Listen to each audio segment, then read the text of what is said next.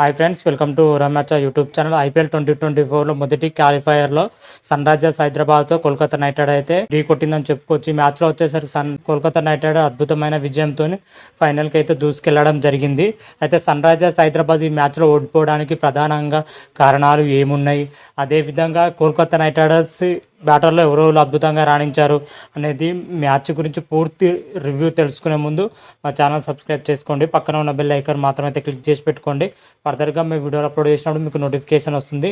IPL 2024లో మొదటి క్వాలిఫైయర్లో వచ్చేసరికి కోల్కతా నైట్ రైడర్స్తో సన్ రైజర్స్ హైదరాబాద్ అయితే ఢీ కొట్టింది. మ్యాచ్ వచ్చేసరికి అహ్మదాబాద్లోని నరేంద్ర మోడీ స్టేడియంలో అయితే జరిగింది. ఈ మ్యాచ్లో వచ్చేసరికి సన్ రైజర్స్ హైదరాబాద్ పైన కోల్కతా నైట్ రైడర్ 8 వికెట్ల తేడాతో అద్భుతమైన విజయం సాధించిందని చెప్పుకోవచ్చు. ముఖ్యంగా కోల్కతా నైట్ రైడర్ అద్భుతమైన విజయం సాధించడంలో మన బ్యాటర్లు కానీ బౌలర్స్ కానీ అద్భుతంగా రాణించడం జరిగింది. ఓవరాల్గా కోల్కతా నైట్ రైడర్స్ సమిష్టిగా రాణించడంతో విజయం దక్కిందని చెప్పుకోవచ్చు. ముఖ్యంగా బ్యాటింగ్ విషయంలో వచ్చేసరికి వెంకటేష్ అయ్యర్, శ్రేయస్ అయ్యర్ మాత్రం అయితే ఇరగదీసి ఆరేశారని కూడా చెప్పుకోవచ్చు. అదేవిధంగా బౌలింగ్ వచ్చేసరికి మిచ్చల్ స్టార్క్, వైభవ్ ఓవర్, Harshit Rana, Sunil Narine, Andre Russell మాత్రం అయితే సమిష్టిగా రాణించడం జరిగింది. వారితో పాటు వరుణ్ చక్రవర్తి కూడా బౌలింగ్ సమిష్టిగా రాణించడంతో కోల్కతా నైట్ రైడర్ అయితే విజయం దక్కిందని చెప్పుకోవచ్చు. అయితే తొలుత బ్యాటింగ్ చేసిన సన్ రైజర్స్ హైదరాబాదు 19.3 ఓవర్లోనే ఆల్అవుట్ అవడం జరిగింది 150 పరుగులకే. మ్యాచ్లో వచ్చేసరికి సన్ రైజర్స్ హైదరాబాద్ బ్యాటర్లను పూర్తిగా విఫలం అవ్వడం జరిగింది. ట్రావిస్ హెడ్ డకౌట్ కావడం జరిగింది. అభిషేక్ శర్మ 3 పరుగులకి అవుట్ అవ్వడం జరిగింది. ఎస్ఆర్హెచ్ బ్యాటర్లో వచ్చేసరికి రాహుల్ త్రిపాఠి, అదేవిధంగా క్లాసన్, ప్యాట్ కమాండ్స్ మాత్రమే రాణించడం జరిగింది. మిగతా బ్యాటర్లు అంటే దారుణంగా విఫలమైందని చెప్పుకోవచ్చు. 4 బ్యాటర్లు డక్అవుట్ కాగా మిగతా బ్యాటర్లు వచ్చే సింగిల్ డిజిట్కి అవుట్ అవ్వడం జరిగింది. ఓవరాల్గా బ్యాటింగ్ పొజిషన్లో సన్ రైజర్స్ హైదరాబాద్ ఈ మ్యాచ్లో పూర్తిగా విఫలమైందని చెప్పుకోవచ్చు. కేవలం 19.3 ఓవర్లో 159 పరుగులకి ఆల్అవుట్ అవ్వడం జరిగింది.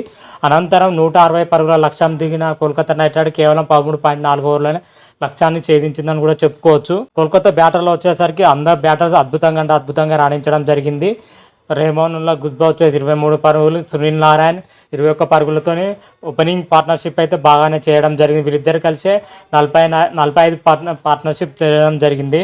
అదేవిధంగా ఆ తర్వాత వీళ్ళిద్దరు అవుట్ అయిన తర్వాత వచ్చిన వెంకటేష్ అయ్యర్, శ్రేయస్ అయ్యర్ అయితే మ్యాచ్ని అయితే ఫినిషింగ్ చేయడం జరిగింది. వెంకటేష్ అయ్యర్ వచ్చేసరికి హాఫ్ సెంచరీతో రాణించగా శ్రేయస్ అయ్యర్ వచ్చేసరికి హాఫ్ సెంచరీతో రాణించారు. వీళ్ళిద్దరు హాఫ్ సెంచరీతోనే కోల్కతా నైట్ రైడర్ కేవలం 13 ఓవర్లోనే లక్ష్యాన్ని అయితే ఛేదించడం జరిగింది. దీంతో సన్ రైజర్స్ హైదరాబాద్ పైన 8 వికెట్లతోనే అద్భుతమైన విజయంతో ఐపీఎల్ 2024లో తొలి ఫైనల్ చేరిన జట్టుగా అయితే కోల్కతా నైట్ రైడర్ అయితే నిలవడం జరిగింది. కోల్కతా నైట్ రైడర్ ఫైనల్కి వెళ్తే సన్ రైజర్స్ హైదరాబాద్కి వచ్చేసరికి క్వాలిఫై 2కి వెళ్ళిపోయిందని చెప్పుకోవచ్చు. సన్ రైజర్స్కి హైదరాబాద్ ఒక లక్ ఉంది, అంటే ఇంకో మ్యాచ్ ఆడే అవకాశం ఉంది కాబట్టి సన్ రైజర్స్కి హైదరాబాద్కి అయితే అది కలిసి వచ్చే అంశాన్ని చెప్పుకోవచ్చు. క్వాలిఫై 2లో ఖచ్చితంగా గెలవాలి, లేకపోతే మాత్రమైతే సన్ రైజర్స్ హైదరాబాద్ ఇంటికి పోయే అవకాశం అయితే కనిపిస్తుంది. మరి క్వాలిఫై 2లో వచ్చేసరికి ఆర్సీబీతో ఆడుతుందా, ఆర్ఆర్తో ఆడుతా అయితే రేపటి మ్యాచ్లో మనకు క్లియర్ కట్గా అయితే తెలిసిపోతుంది. ఈ మ్యాచ్లో సన్ రైజర్స్ హైదరాబాద్ ఓడిపోవడానికి కొన్ని కారణాలు అయితే గట్టి అని వినిపిస్తున్నాయని చెప్పుకోవచ్చు. ముఖ్యంగా సన్ రైజర్స్ హైదరాబాద్ ఓడిపోవడానికి ప్రధాన కారణం బ్యాటింగ్ వైఫల్యం అని చెప్పుకోవచ్చు. సన్ రైజర్స్కి అతిపెద్ద బలమే బ్యాటింగ్. అలాంటి బ్యాటింగ్లోనే పూర్తిగా విఫలం అవడం జరిగింది. టాప్ ఆర్డర్స్ బ్యాట్స్మెన్ ఎవ్వరు కూడా రాణించలేదు. సన్ రైజర్స్ బ్యాటర్లు వచ్చేసరికి 5 మంది ప్లేయర్ డక్అవుట్ కావడం జరిగింది. అదేవిధంగా 3 ప్లేయర్ సింగిల్ డిజిట్కి అవుట్ అవ్వడం జరిగింది. ఇంత పేలవమైన బ్యాటింగ్ లైనప్ క్వాలిఫైర్ 1లో ఆడడం ఇది పెద్ద ఎస్ఆర్హెచ్కి అయితే పెద్ద దెబ్బ తగిలిందని కూడా చెప్పుకోవచ్చు బ్యాటింగ్ పొజిషన్లో. అదేవిధంగా ఇంకొక కారణం వచ్చేసరికి బౌలింగ్ గత స్టార్టింగ్ మ్యాచ్ నుంచి ఈరోజు జరిగిన క్వాలిఫై 2 మ్యాచ్ వరకు అయితే సన్ రైజర్స్ హైదరాబాద్ బౌలింగ్లో అయితే పూర్తిగా విఫలం అవుతుందని చెప్పుకోవచ్చు. నటరాజన్ కానీ, భువనేశ్వర్ కుమార్ కానీ, బ్యాట్ కమాండ్స్ కానీ ఏ బౌలర్ అనుకున్నంత స్థాయిలో రాణించలేకపోయారు. ఎస్ఆర్హెచ్కు బలహీనతే బౌలింగ్ అని మన స్టార్టింగ్ మ్యాచ్ నుంచి చెప్పుకుని వస్తున్నాం. అది కూడా మరోసారి అయితే అదే రిపీట్ కావడం జరిగింది. అందుకే ఓడిపోవడానికి ఇది ఒక ప్రధాన కారణం అని కూడా చెప్పుకోవచ్చు.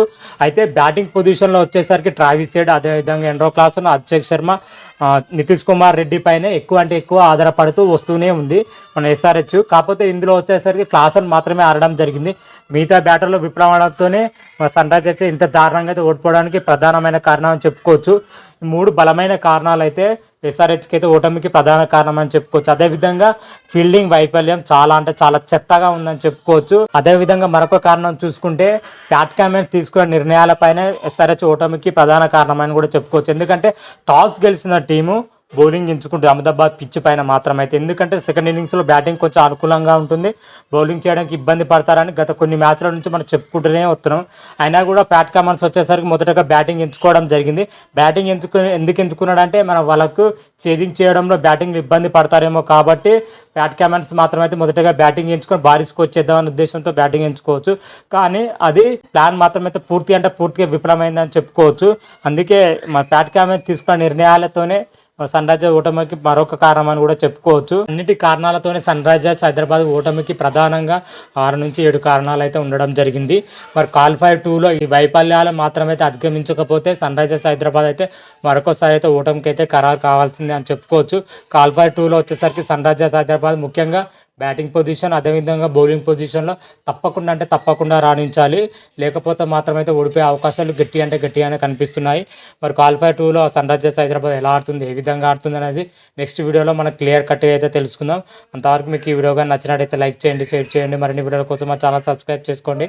పక్కన ఉన్న బెల్ ఐకాన్ మాత్రమైతే క్లిక్ చేసి పెట్టుకోండి. ఫర్దర్గా మీ వీడియోలో అప్లోడ్ చేసినప్పుడు మీకు నోటిఫికేషన్ వస్తుంది. హర హర మహాదేవ్ శంభో శంకర. Thank you.